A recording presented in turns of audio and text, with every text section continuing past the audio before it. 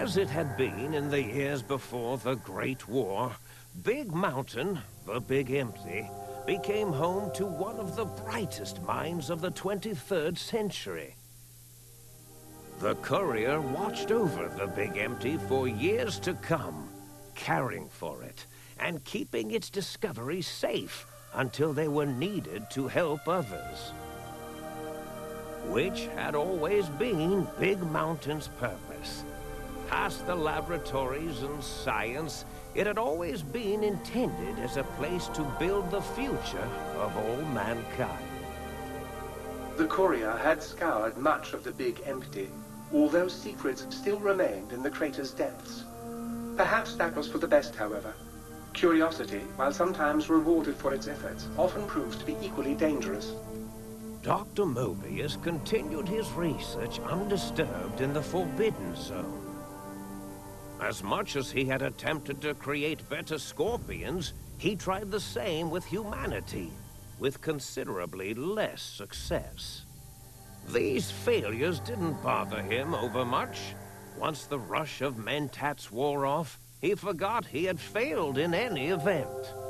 After all, the bright young mind who had come to visit him in the Forbidden Zone had already exceeded his expectations. The sink atop the dome bustled with the voices of a small town, constantly chirping, arguing, and snarling at each other. Still, this all happened productively in the interests of its new owner. The Sync Central Intelligence Unit discovered, despite its inversion code, it was comforted by the sense of community the other personalities gave it. The biological research station, obsessed with seeding everything in sight, requested a transfer to the X-22 Botanical Garden, so that it might, in its own words, sensually fertilize the garden's smooth contours. The garden sent back a polite refusal, saying it had prior commitments with a vault it had helped infect before the war.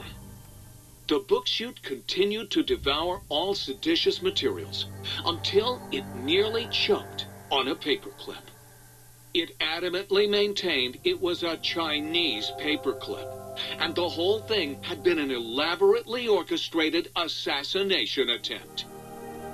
Whatever the reason, it slowed down for a while, carefully appraising each document and clipboard that came to it. The light switches continued to bicker and flicker. This persisted until the day someone dropped a flashlight in the sink, and the two of them united in their hatred of the showboat. The sink continued to ruthlessly scrub any particulate matter that came near it. Eventually, it gained access to the magneto-hydraulics plant and nearly flooded all the Big Empty in an attempt to scrub the crater clean. Once it learned of the innovative toxins plant, however, it gained new purpose. It sought to develop antitoxins to flush into its drains and counteract the poisons bleeding into the soil. The toaster continued its psychotic spree, reducing all appliances in range to scrap electronics and spare parts. After one of its more psychotic episodes, however, the other Sync personalities decided enough was enough and dumped the toaster in a bathtub. Sparking and hissing, the toaster swore its enemies would rue the day when they had bread and no way to toast it. Muggy did his best to collect coffee cups, although in his quest, he accidentally trapped himself in Higgs Village. It might have been the end for poor Muggy. Except he found it peaceful there, tidying up the kitchens of the think tank professors back when they had been flesh and bone. Well, except for Dr. O, who was an asshole for having created Muggy in the first place. Muggy left O's house deliberately dirty, punishing the dishes and cups that lived there in blind revenge for serving Dr. O. Blind old Jefferson, with sounds the courier brought him, created a symphonic counter-frequency that saved Big Mountain from sonic invasion in 2910. If you didn't hear about it, good. It was rumored by the other personalities that he had a brief fling with the light switches. Although he forgot their names much too often and was soon left in the dark as punishment. Autodoc, always gentle and methodical, kept sewing up the courier in all the right places when the skin split open from repeated wear and tear. The Autodoc was just glad to have purpose again.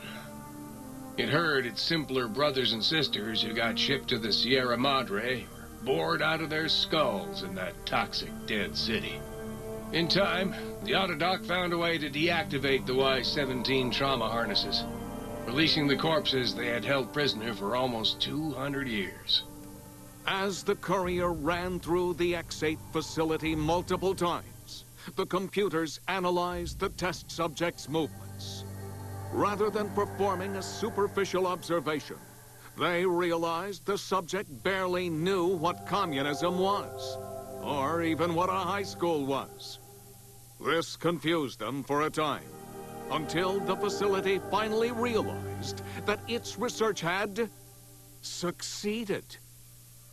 So it let its cyber dogs out into the wastes to help protect small communities from physical aggression rather than communist propaganda. The infiltration program in X-13 felt spent, having repeatedly upgraded the stealth suit until it could upgrade it no more. It felt warm, fulfilled, and a bit sluggish. It realized not long after the stealth suit had left it without so much as a note on the nightstand. So the infiltration program sent out robo-brains into the wastes, looking for its wayward technology. It eventually found Repcon HQ and set up a new research center, testing and murdering fiends who kept breaking into the facility.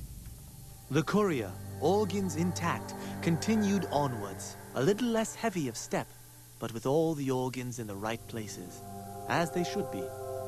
After all, brains can develop a life of their own when left to their own thoughts, and the courier's brain was more clever than most. The think tank basement, filled with the lobotomized robotical frames of the doctors, now served as a graveyard. The monitors had recorded the battle in its entirety, including the think tank's final, shrill, terrified screams, whimpers, and pleas for mercy.